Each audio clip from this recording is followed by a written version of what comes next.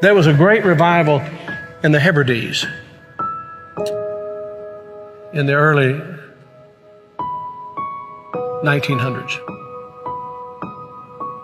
Began to moved up to the pleading for it into the 40s. Maybe we could say it topped out in the early 50s. Two old women, one was 84 years old and one was 82 years old. One was blind and one was humped over so badly with spinal stenosis, just arched over. But they had passion for revival. They wanted God to work. This is what happened. They couldn't even get out to the church to pray. They couldn't even get out to the church to worship.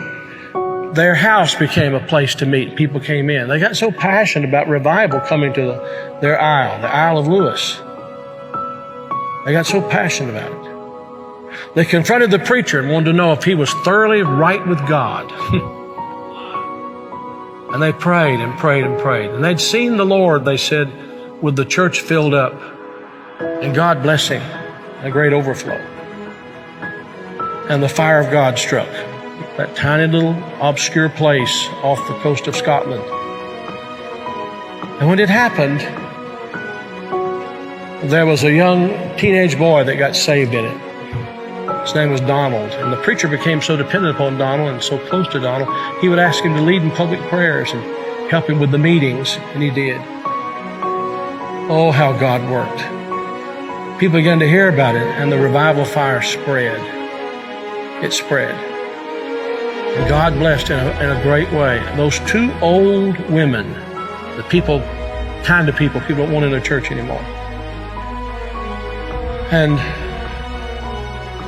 from that same island, there was a young girl who was a cousin to Donald Smith, who immigrated to America. Her name was Marianne Smith McLeod. She came to America and in 1936. She met a man named Fred, and they were married. They fell in love. They were married. God blessed in a great way. And those old women were her aunts.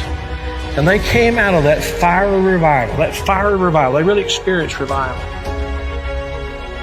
And they sent a Bible, a copy of the Word of God that had been used in a special way in that revival, to Marianne. She started having children. I think it was 1937, she had her first child. They named him after his father, Fred.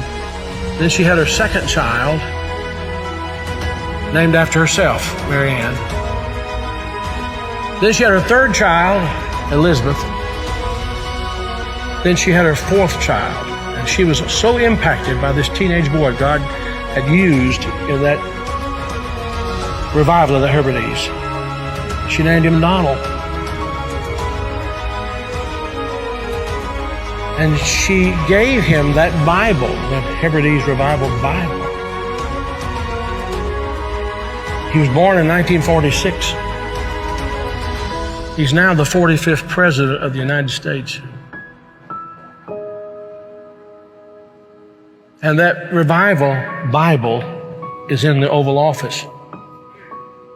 I'm saying to you, I don't know how, why, I don't know how it all comes together. But I believe God is putting some things together to give us just a window. If he could find some open people who know what the window's for. Can this be the time the window's open?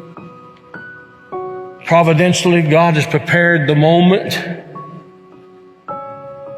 and we will become the people of prayer, pleading with God. This is a plea.